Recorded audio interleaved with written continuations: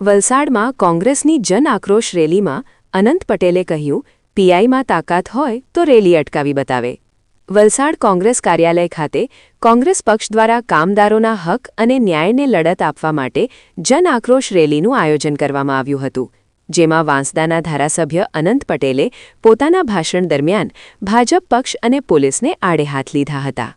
જવાનું છે, આપણે કામદાર છીએ, આપણા લોહી અને પરસેવાની કમાણી પેલા માલિક લોકો કરે અને ભાજપ વાળાને કવર પહોંચાડે એવા માલિકોને બતાવવાનું તમારી કંપની અમારા લોહી પરસેવાથી ચાલે છે.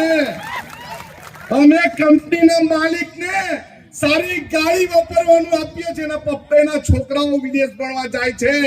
એ આપણી ખૂન પરસેવાની કમાણી છે. એટલે કોઈ માલિક જો એવી દાદાગીરી કરતો હોય કે કામદાર વગર અમારું કારખાનું કે ઉદ્યોગ ચાલશે, ભાઈ એ દિવસો ગયા છે. કામદાર વગર કોઈનું ભલું થવાનું નથી અને એ આજે આપણે બતાવવાનું છે. હાલો કંપનીમાં ઘણા બધા એચઆર દાદાગીરી કરે, અરે કાલથી આ લોકો કંપની બંધ કરી દો, તાળા માર દો અને બહાર બેસી જાઓ. બેહો તૈયાર? તૈયાર? અરે આ ડેમોસા કંપની વાળા કેટલા દિવસથી લડે છે. એક દિવસ અમે ત્યાં કોંગ્રેસ સમિતિ ત્યાં જઈને બેઠી છે, તમારી સાથે રાત દિવસ અમે કોંગ્રેસ સમિતિ બેસવા માટે તૈયાર છે. તૈયાર છે? તમે તૈયાર છો? તૈયાર છો? અરે મેં વાત કરેલી તમને કે બેન દીકરી બૈરી બધાને લઈને આવવાનું, પરંતુ ખબર નથી આપણે જો છેલ્લી આર પારની લડાઈ લડવા તૈયાર નથી એવું લાગે. લડવાના છો ને? લડવાના છો ને? આપણે લડવાનું આપણા માટે છે, આપણા પગાર વધારવા માટે છે, આપણને રેગ્યુલર કરે એના માટે છે, આપણને વ્યવસ્થા પૂરી પાડે એના માટે છે. કોઈ કામદાર ત્યાં અકસ્માતે મરી જાય તો એને પૂરતા પ્રમાણમાં પૈસા મળવા જોઈએ, પીએફ કપાવવું જોઈએ, એને પૂરતી ફેસિલિટી મળવી જોઈએ. અને જ્યાં સુધી ફેસિલિટી ન મળે, આખી કોંગ્રેસ સમિતિ તમારી સાથે છે. કોઈ બી ઉદ્યોગ વાળા માલિક થી ડરવાના નથી અને ગભરાવાના નથી. છેલ્લા શ્વાસ સુધી તમારી સાથે છે, તમારી વચ્ચે છે અને લડવાના છે.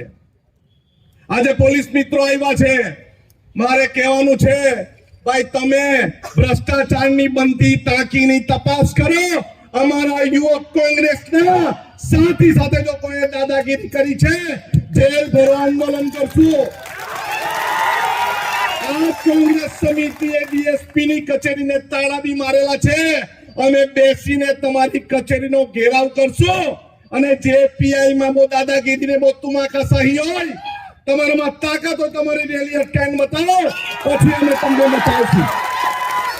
આજે વલસાડમાં પુલ બનીને તૈયાર છે. દિલ્હી વાળા દાઢી વાળાની રાહ જોતા છે કે શું તે સમજ નથી પડતી. અમે પણ અહીંયા કોંગ્રેસ સમિતિની આગેવાનીમાં બ્રિજ ખોલી દેશું. આ સુવિધા માટેનો બ્રિજ છે, કોઈના બાપની જાગીર નથી, અમારા ટેક્સના પૈસાથી બને છે. કોઈ બીજા પૈસા કોઈ આપવાના નથી. આજે તમામ કંપનીના કામદારોને વિનંતી છે, આપણે આપણા આગેવાનોને સાંભળીને સંપૂર્ણ સાદગીથી ગાંધી ચિંધ્યા માર્ગે અનુસંધાનમાં રહીને રેલી કાઢીને સીધા કલેક્ટર કચેરીને વોર્નિંગ આપવાની છે. અમે વાપીમાં આવેદન પત્ર આપ્યું છે, અમે લેબર ઓફિસરને આવેદન પત્ર આપ્યું છે, અમે પ્રાંત અધિકારીને આવેદન પત્ર આપ્યું છે. હવે જાડી ચામડીની સરકારને બતાવવા કલેક્ટરને આવેદન પત્ર આપવાના છે.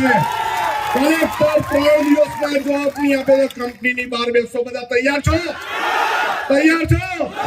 હાથ ઊંચો કરો, છેલ્લે હાથ નથી ઊંચા થતા. તૈયાર છો?